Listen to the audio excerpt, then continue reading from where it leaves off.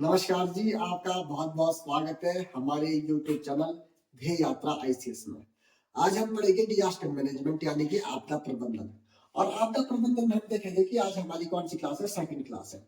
और जो हमने फर्स्ट क्लास में जो हमने पढ़ा था, हमने पढ़ा था कि भाई हमारा क्या क्या सिलेबस रहेगा, कैसे कैसे हम डिजास्टर मैनेजमेंट में आगे बढ़ेंगे, या भारत में कितने प्रकार की आपदा है और किस तरह से भारत आपदाओं से कैसा है प्रभावित है।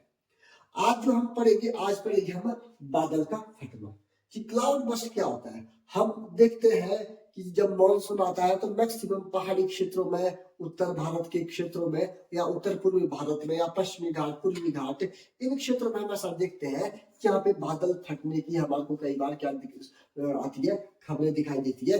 हिमाचल, उत्तराखंड और लद्दाख, जम्मू कश्मीर आदि क्षेत्रों में हमारे को बहुत अधिक क्या दिखाई देती है, बादल फटने की घटनाएं हमारी क्या है, सुनाई देती है। तो सबसे पहले हम देखेंगे कि बादल फटना क्या होता है। तो बादल फटने में हम देखेंगे तो सीमित क्षेत्र, सीमित क्षेत्र, इसमें क्या है, सीमित क्षेत्र वो सीमित समय, यानी कि सीमित क्षेत्र, सीमित समय, क्या होगा इसमें 100 मिलीमीटर, 100 मिलीमीटर से अधिक वर्षा का होना क्या कहलाता है,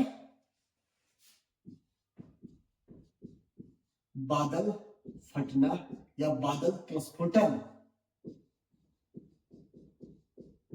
क्लाउड बस्ट कहलाता है। अगर आता है सीमित क्षेत्र तो 2 किलोमीटर, सीमित समय तो 1 घंटा, कौन सा 1 घंटा, यानी कि 1 घंटा 2 किलोमीटर के आसपास क्षेत्र में 100 मिलीमीटर से अधिक वर्षा का होना क्या कहलाता है, बादल फटना कहलाता है। अब भारत में क्या है, भारत में आपदाओं से जो ग्रसित क्षेत्र है वो बहुत अधिक आपदाओं से क्या है, ग्रसित क्षेत्र हमारे को भारत में दिखाई देते हैं। तो भारत कैसा है, भारत इस आपदा से ग्रसित है क्योंकि भारत में इस आपदा की घटना बहुत अधिक बढ़ रही है, बहुत अधिक क्या हो रही है, बढ़ रही है। किसकी, बादल फटने की। बादल फटने की क्या है कि घटना हमारे पास बहुत अधिक बढ़ रही है। अगर हम देखेंगे कि भारत में अगर बादल फटने की घटनाएं जो भारत में, इसमें जो पर्वतीय क्षेत्र है और मरुस्थलीय क्षेत्र है, अगर भारत में देखेंगे तो भारत में पर्वतीय पर्वतीय क्षेत्र एवं मरुस्थलीय क्षेत्र इस आपदा से कैसे है, इस आपदा से बहुत प्रभावित है। यानी कि बादल फटने की जो ये प्रक्रिया है, इस पर्वतीय क्षेत्र हो गए और हमारा मरुस्थलीय क्षेत्र होगा, वो इस आपदा से क्या है, बहुत अधिक हमारे क्या दिखाई देते हैं, प्रभावित दिखाई देते हैं। और इसके अतिरिक्त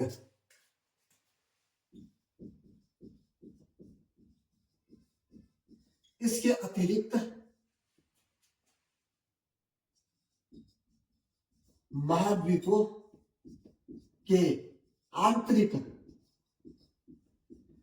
क्षेत्र जो कैसे है, जो तटों से क्या है, दूर है, जो तटों से दूर है, ऐसे क्षेत्र में क्या है, वो भी से क्या है, इस आपदा से हमारे क्या दिखाई देते हैं, प्रभावित दिखाई देते हैं। इतनी बात यह कि भारत में जो पर्वतीय क्षेत्र है, दूसरा मरुस्थलीय क्षेत्र है, वो इस आपदा से प्रभावित है। एवं जो महाद्वीपों के आंतरिक क्षेत्र है, जो महाद्वीपों का क्या है आंतरिक क्षेत्र है, वो भी क्या है जो तट, यानी कि जो तटों से दूर है। तट से दूर होगा तो महाद्वीप के अंदर ही होगा, यानी कि अगर तट यहाँ है तो ये क्या है अंदर की बात हो जाएगी। जो आंतरिक क्षेत्र है महाद्वीप का उसके अंदर की बात की जा रही है कि जो तटों से दूर होगा वो भी से क्या होगा, वो भी से प्रभावित है। अगर हम भारत में देखेंगे ये सार्वजनिक घटनाएं पहाड़ी क्षेत्रों में क्यों होती है, क्योंकि जो पहाड़ की जो ढलान होती है वो इस घटना के लिए, जिसकी पहाड़ की जो तीव्र ढलान होती है वो इस घटना के लिए क्या होती है, बिल्कुल उपयुक्त होती है। इसलिए आप देखना पर्वतीय क्षेत्रों में बादल फटने की घटना आपको क्या है बहुत अधिक दिखाई देती है। अब आप अगली लाइन देखेंगे कि भारत के पर्वतीय क्षेत्र, भारत के पर्वतीय क्षेत्र इस घटना के लिए उपयुक्त है। क्यों है? क्योंकि पर्वत की कैसे बहुत तीव्र ढलान होती है, जिसके कारण से इस जो बादल फटने की घटना है उसमें क्या आती है वृद्धि हमारे को देखने को मिलती है। तो भारत के पर्वतीय क्षेत्र इस घटना के लिए उपयुक्त है एवं यह पर्वत तीव्र ढलान वाले होते हैं,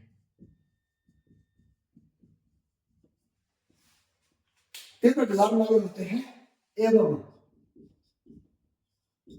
इस घटना को क्या करते हैं प्रभावित करते हैं। इस घटना को क्या करते हैं प्रभावित करते हैं। तो सीमित क्षेत्र में सीमित समय में 100 मिलीमीटर से अधिक वर्षा का होना बादल फटना कहलाता है। और इस आपदा से ग्रसित भारत के अनेक क्षेत्र हैं। आप देखेंगे पर्वतीय क्षेत्र और मरुस्थलीय क्षेत्र इस आपदा से प्रभावित है। और इसके अतिरिक्त महाद्वीप के आंतरिक भागों में भी क्या है हमारे को बादल फटने की प्रक्रिया दिखाई देती है। और पर्वत की जो हमारे तीव्र ढलान होता है वो इस आपदा के लिए बहुत अधिक उपयुक्त होते हैं। जैसे एग्जाम्पल आप लिख सकते हैं, तो इसके एग्जाम्पल आप लिख सकते हैं जैसे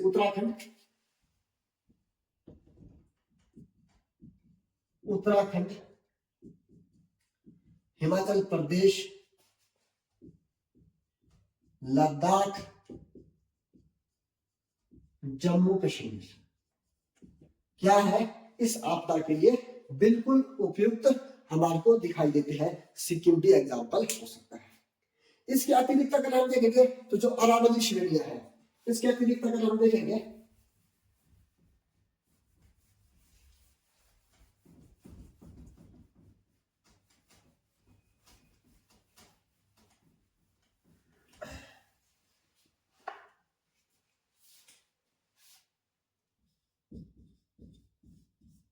इसके अतिरिक्त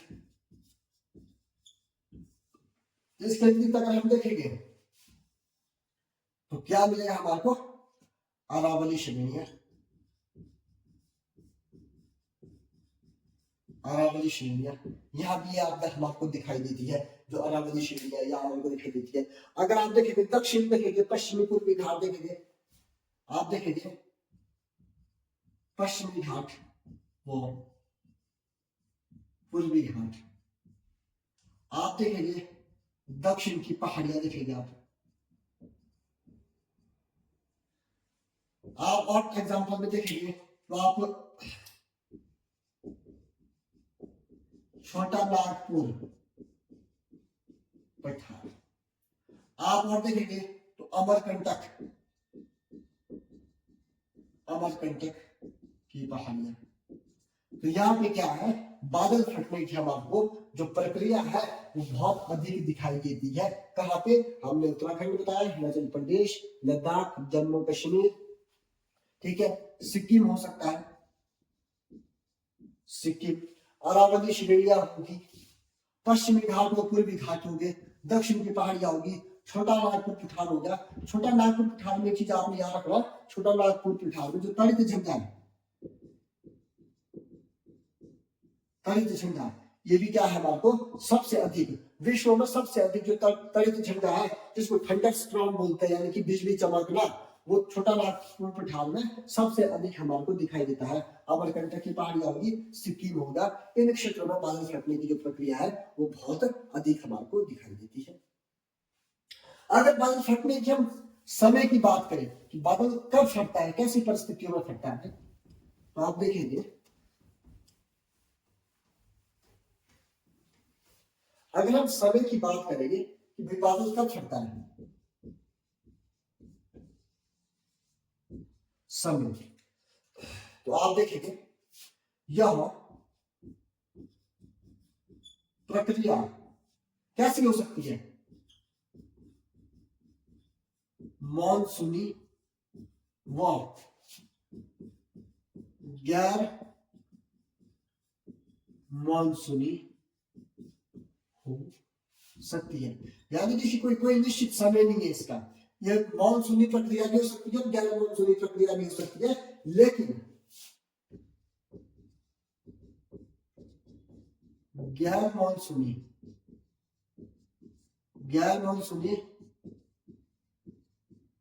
प्रक्रिया अधिक नुकसान करती है। गैर मॉनसूनी प्रक्रिया अधिक नुकसान क्यों करेगी, क्योंकि आपको पता है उस समय ना हमारे पास इतनी तैयारियां होगी, ना हमारे पास उतना प्रबंध होगा, ना हमारे पास इतनी मैन फोर्स होगी, क्योंकि जब गैर मॉनसूनी कोई आपदा आती है तो उसके लिए हम बिल्कुल भी क्या होते तैयार नहीं होते हैं। इतनी बात क्लियर। लेकिन ये सबसे मजेदार बात है कि जो भारत की जो भौगोलिक स्थिति है वो भी कैसी है, भारत की जो भौगोलिक स्थिति है वो क्या करती है, वो बादल फटने की प्रक्रिया के लिए उपयुक्त क्या करती है, उपयुक्त साधन की क्या करती है, व्यवस्था करती है। आप देखेंगे तो लिखेंगे अगली लाइन, भारत की भौगोलिक स्थिति इस आपदा के लिए, इस आपदा के लिए, इस आपदा के लिए क्या है, उपयुक्त है। क्या है, इस आपदा के लिए भारत की जो भौगोलिक स्थिति है वो इस आपदा के लिए कैसी है, बिल्कुल उपयुक्त मानी जाती है। वो कैसे, अगर आप इसको भारत देख लो, भारत ये भारत है हमारा, आप देखेंगे ये क्या है हमारे पास, ये है हमारे पास हिंद महासागर,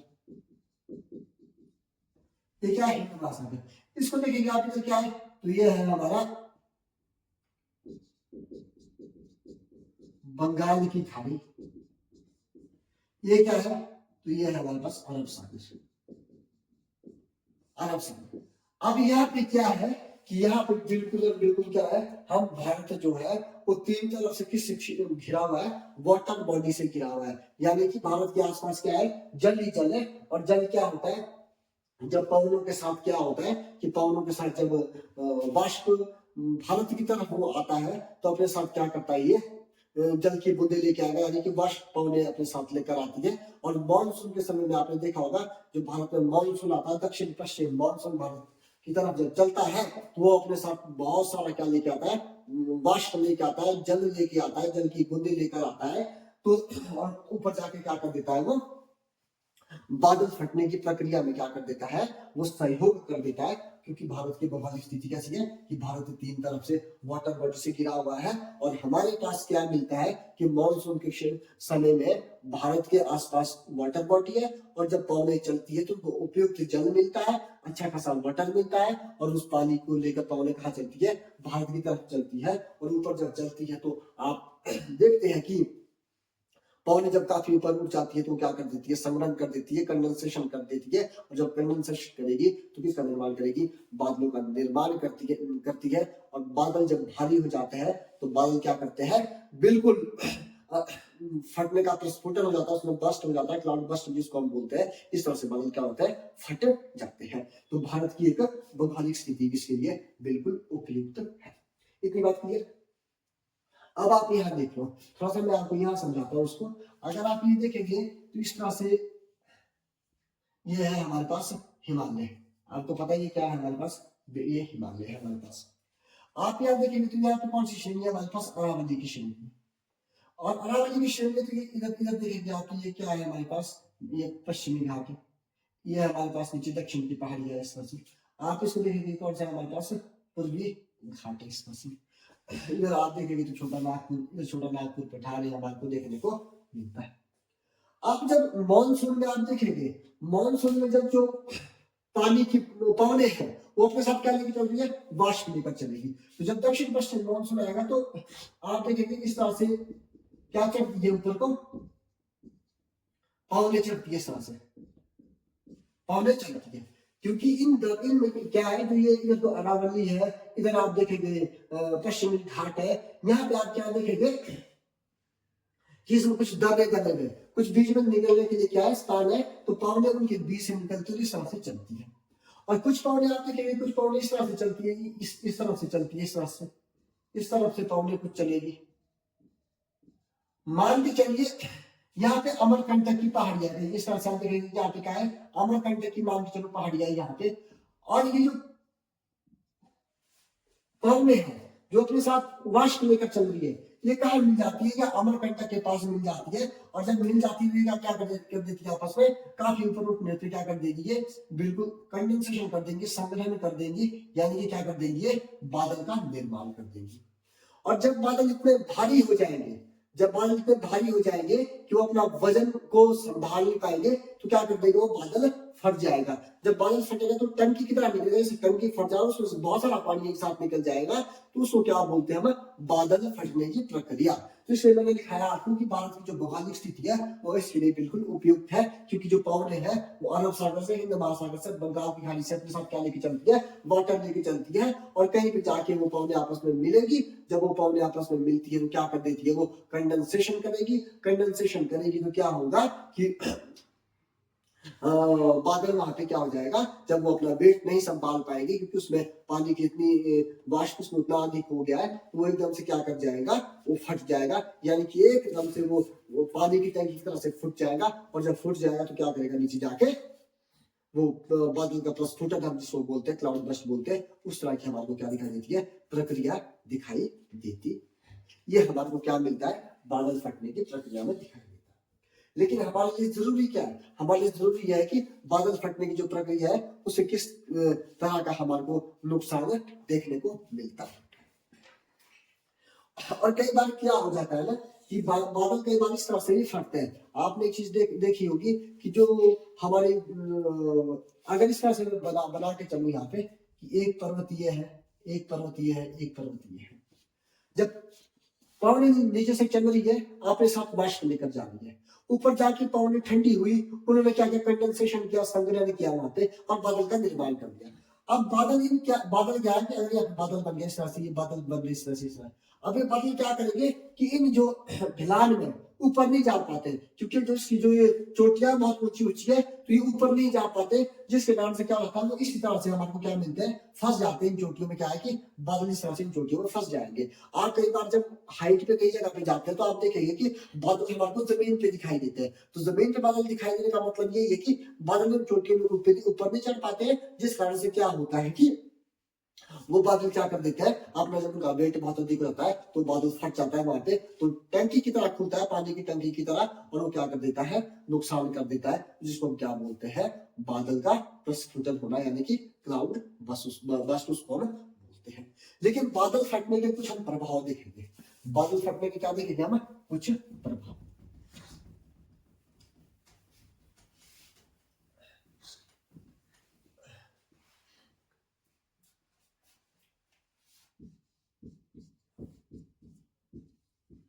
बादल फटने के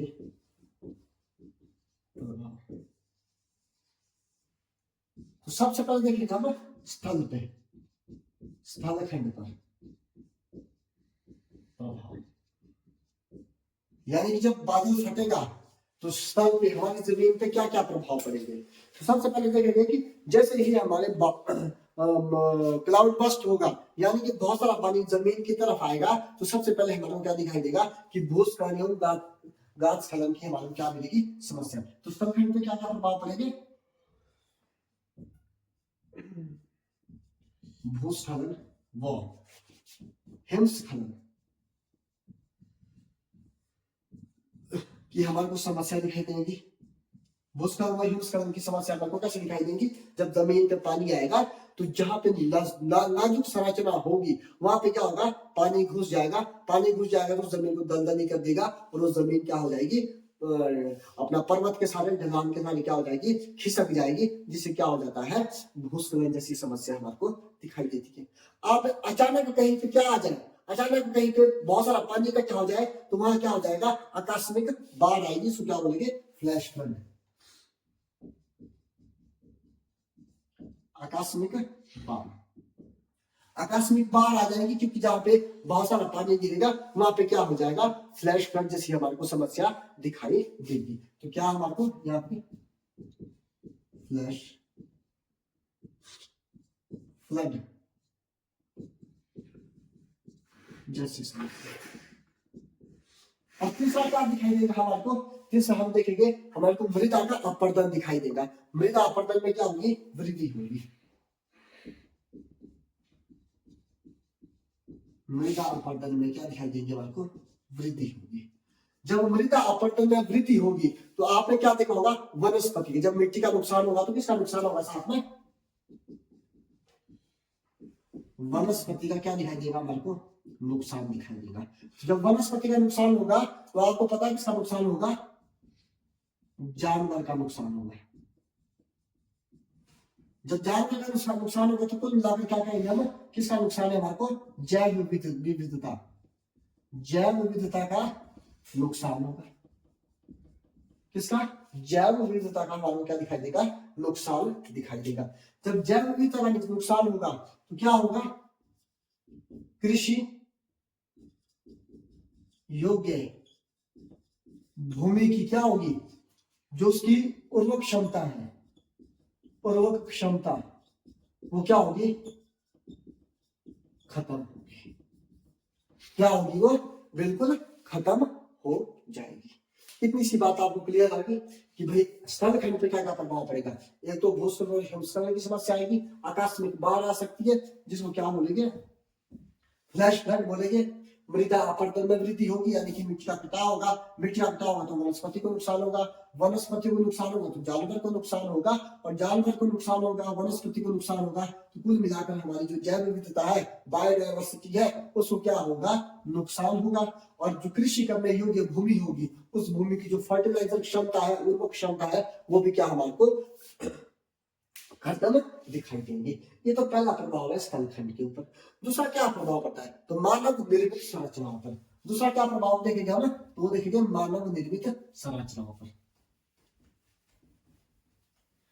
डिजास्टर मैनेजमेंट बहुत आसान टॉपिक है अगर आपके समझ में लॉजिक समझ आ रहे हैं, कॉन्सेप्ट समझ आ रही है। दूसरा क्या है? मानव निर्मित संरचनाओं पर।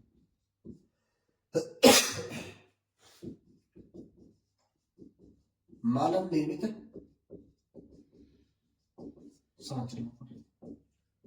अगर आप मानव निर्मित संरचनाओं में देखेंगे तो मानव निर्मित संरचनाओं में क्या होगा? सड़कों का नुकसान होगा, रेल पटरियों का नुकसान हमारे को दिखाई देगा। और दूसरी बात हमारे को क्या दिखाई देगा? बड़े भवनों का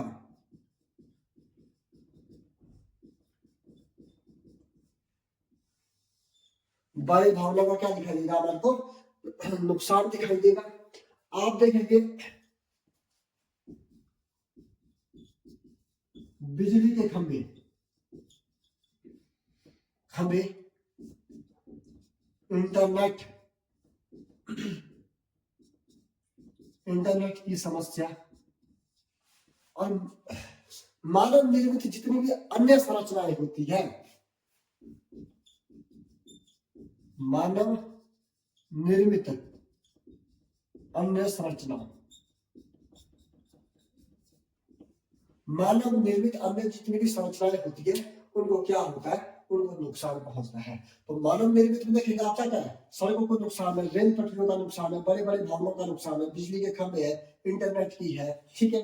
और लिख सकते हैं आप इसमें आवागमन में, आवागमन में समस्या, आवागमन में समस्या। तो ये सारी समस्या कैसे होती है, मानव लेकिन संरचनाओं पर जब प्रभाव पड़ता है तो उससे क्या होता है, इन सब चीजों की हमारे को समस्या दिखाई देती है। इतनी बात क्लियर। अब देखेंगे समाज के ऊपर क्या क्या प्रभाव पड़ता है। अगर देखेंगे आप समाज के ऊपर प्रभाव,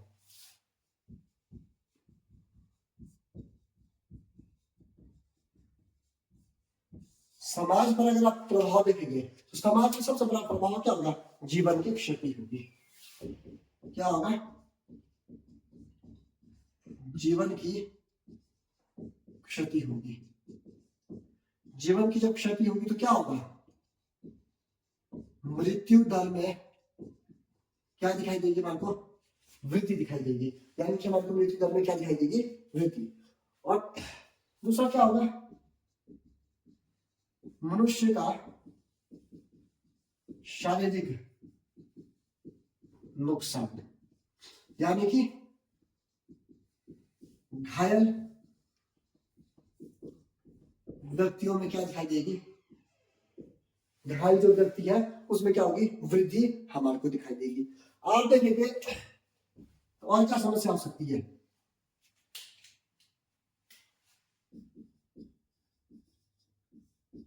संपत्ति का नुकसान। और क्या होगा, संपत्ति का नुकसान। एक एग्जांपल आप लिख सकते हैं इसमें, उदाहरण 2013 में लद्दाख में जब क्या हुआ था, बादल फटा था, तो उससे क्या हुआ था, 71 गांव क्या हुए थे, नष्ट हुए थे। 71 गांव क्या हुए थे, नष्ट हो गए थे जब 2013 में लद्दाख में क्या आई थी, बाढ़ आई थी। दूसरी बात क्या होगा, समाज पर क्या प्रभाव पड़ेगा, बीमारियों में क्या होगी, वृद्धि होगी। बीमारियों में क्या होगी, वृद्धि होगी। यानी कि यहाँ पे क्या, डेंगू, मलेरिया आदि बीमारियां। जब हम समाज पे प्रभाव की बात करते हैं तो इसमें क्या होगा, जीवन को क्षति होगी, यानी कि मृत्यु दर बढ़ेगी। मनुष्य को शारीरिक नुकसान होगा, यानी कि जो घायल व्यक्ति है उसमें वृद्धि होगी। संपत्ति का नुकसान होगा। बीमारियां क्या होगी, यहाँ पे टाइफाइड जैसी बीमारियां बढ़ेगी, डेंगू मलेरिया जैसी बीमारियां क्या होगी, बढ़ेगी। क्योंकि जब बहुत अधिक पानी हो जाएगा तो पानी में कीचड़ बनेगा, कीचड़ से बहुत अधिक हमारे को बीमारियां दिखाई देती है। अगर हम वही आर्थिक प्रभाव की बात करें कि भाई समाज में तो हमने देख लिया प्रभाव, आर्थिक प्रभाव क्या पड़ेगा,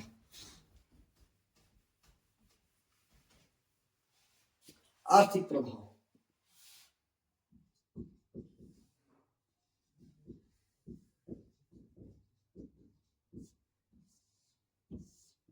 आर्थिक प्रभाव तो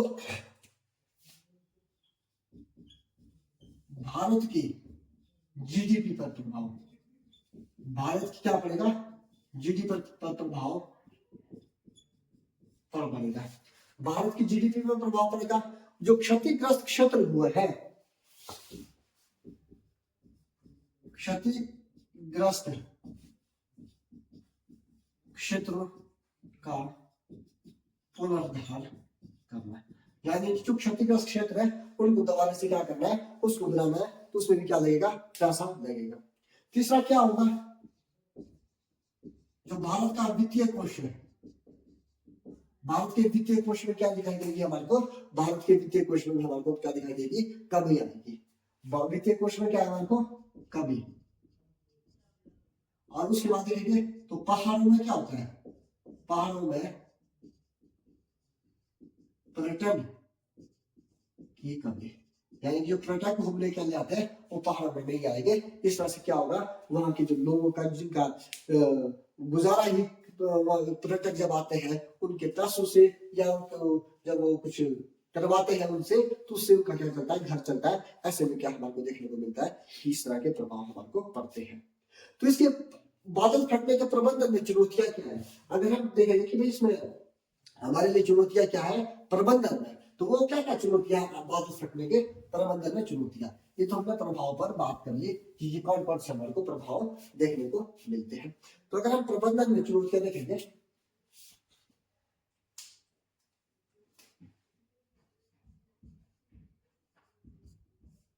प्रबंधन में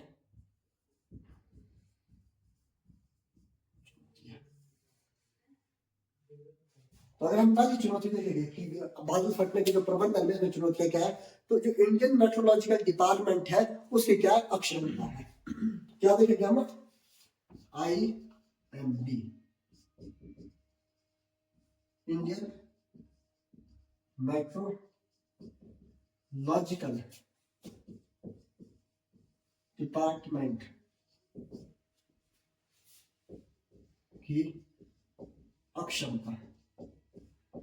तो पहली दिक्कत तो हमारे को चुनौती में ये है, वो क्या चीज है कि जब 2013 में जब उत्तराखंड में बाढ़ आई थी, तो जो IMD है यानी कि इंडियन मेट्रोलॉजिकल डिपार्टमेंट, जिसने क्या करना है, जिसने सूचना का पता करना है कि कब कहाँ किस स्थिति में बादल फटने वाला है, उसके पास क्या नहीं था, उसके पास आधुनिक उपकरण की का क्या था, अभाव था। तो इसमें आप लिखेंगे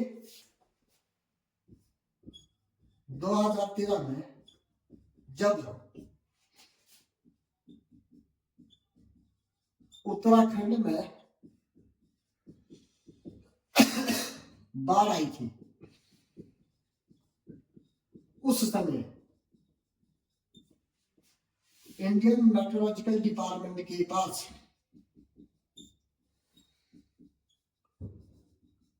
आधुनिक उपकरण का क्या था, अभाव था। आधुनिक उपकरण का क्या था, अभाव था। हालांकि उसके बाद क्या हुआ, 2013 के बाद IMD ने क्या कर दिया, आधुनिक उपकरण बनाने शुरू कर दिए और डॉपलर रडार जैसी सुविधाओं का क्या कर दिया, विकसित कर दिया। 2013 के बाद IMD ने क्या कर दिया, department of science and technology के साथ मिलकर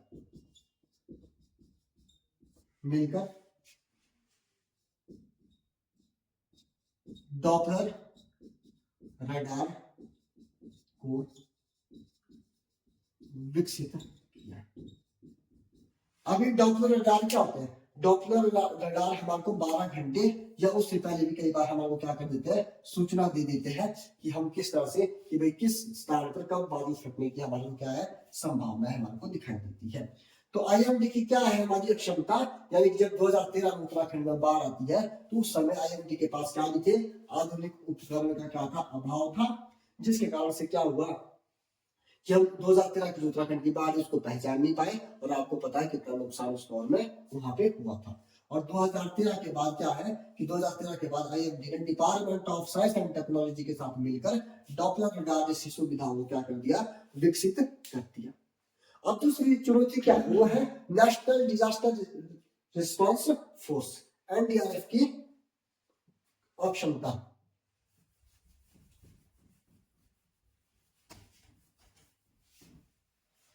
दूसरा क्या है,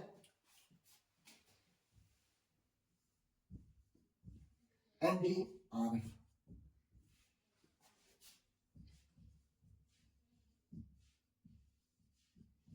की अक्षमता।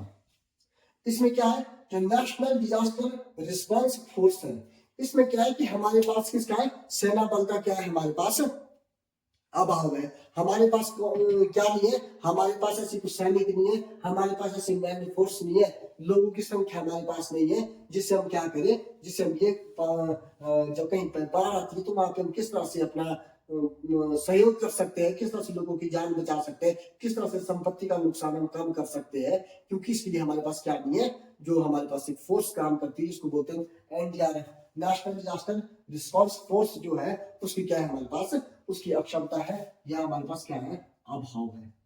क्या है, अभाव है। तो इसमें क्या देखिए आप, 2013 में जब उत्तराखंड में बाढ़ आती है तो उस समय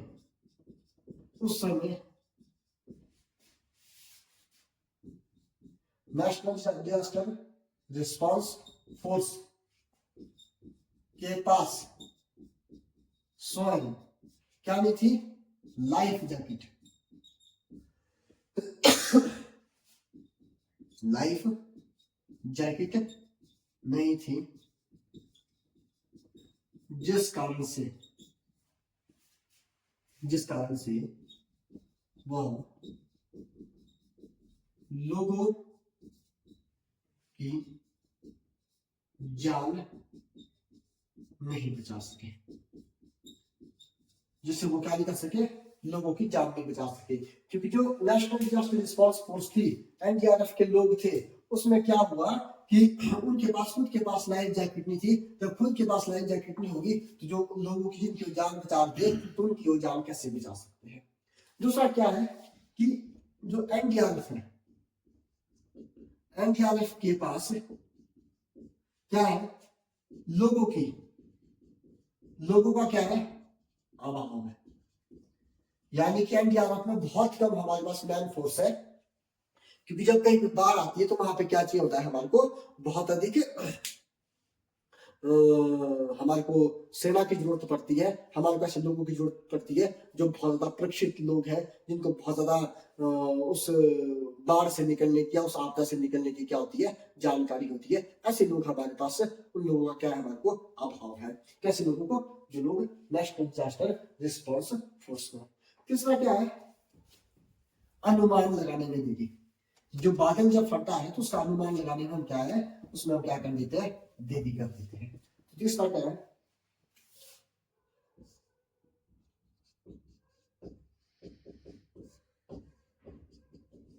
अनुमान लगाने में क्या है, देरी है। अनुमान लगाने में देरी है। यह समस्या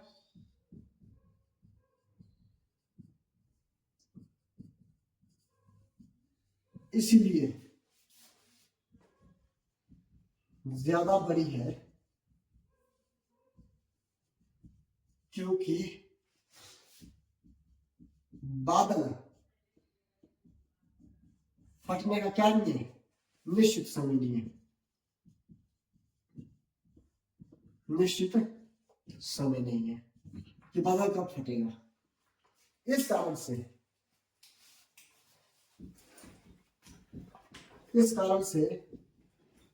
क्या होता है, अनुमान लगाने में हमारे क्या होती है, देरी होती है। क्या होती है, अनुमान लगाने में हमारे को देरी होती है।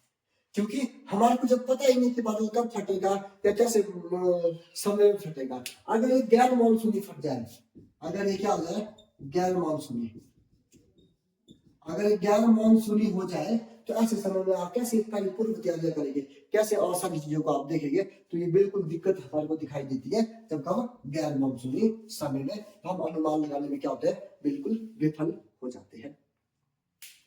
दूसरी बात, अतीत में जितनी भी आपदाएं हैं, अगर हम चौथा देखेंगे, चौथा क्या लिखेंगे हम, पास्ट, अतीत में आई आपदा का रिकॉर्ड ना होना। अतीत में आई आपदा का क्या है, हमारे पास रिकॉर्ड नहीं है। जब तक जो पास्ट में जो घटनाएं घटी, जब तक हमारे को उसकी जानकारी नहीं होगी, तब तक हम भविष्य में जो आपदा आएगी उसके लिए हम कैसी रणनीति बना पाएंगे, ये बिल्कुल मुश्किल हमारे लिए हो जाता है। इसलिए ये भी हमारे लिए क्या है, प्रबंधन में हमारे लिए क्या है, चुनौती हमारे को दिखाई देती है। और दूसरा क्या है, आकस्मिक बादल का फटना। अगर हम फिर तो देखेंगे,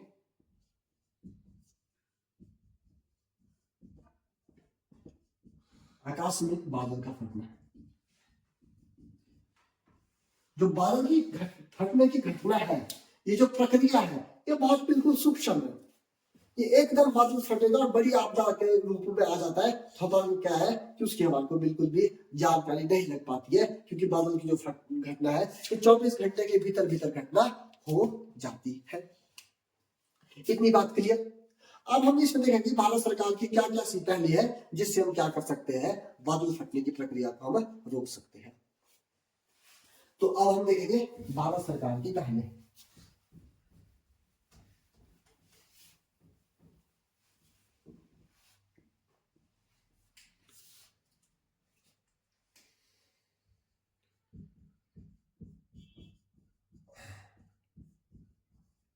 भारत सरकार की पहले कि भारत सरकार ने क्या क्या पहले किए। एक तो डॉपलर रडार, डॉपलर रडार जो 2013 में हमारे पास डॉपलर रडार नहीं था, तो हमने क्या कर दिया, तो डॉपलर रडार को हमने क्या कर दिया, विकसित कर दिया। तो इसमें लिखेंगे हम भारत सरकार ने, भारत सरकार ने डॉपलर रडार विकसित करके इस आपदा की सूचना, इस आपदा की सूचना 6 या 7 घंटे पूर्व मिल जाती है, और कभी कभी 12 घंटे पूर्व भी हमें सूचना मिल जाती है,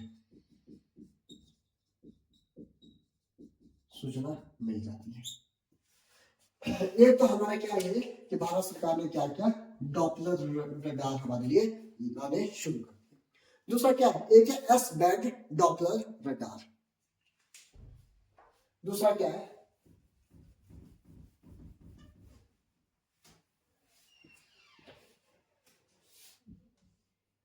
एस बैंड डॉपलर रडार। तो भारत सरकार ने भी क्या किया, तो इसमें आप लिखेंगे इंडियन मेट्रोलॉजिकल डिपार्टमेंट इसका निर्माण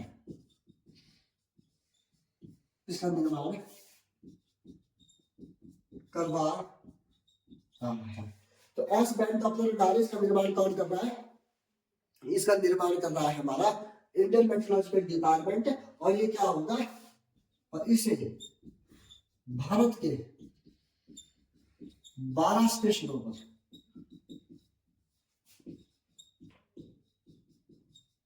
लगाया जाएगा। क्या किया जाएगा, 12 स्टेशनों पर लगाया जाएगा। और department of science and technology नहीं, उत्तराखंड के कई स्थानों पर इसे लगा दिया है,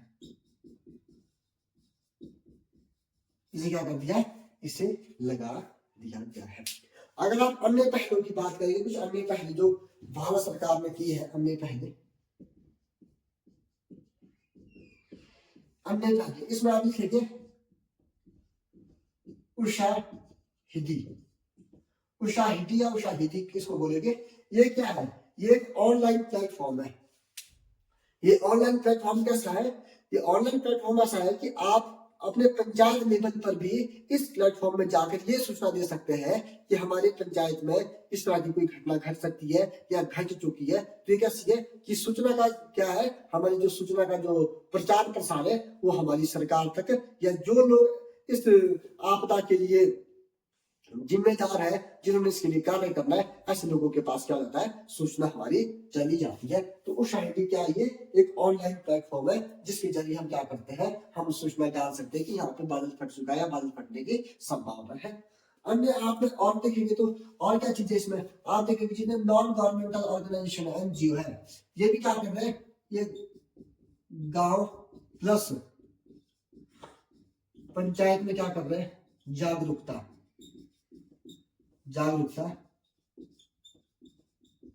अभियान चला रहे हैं।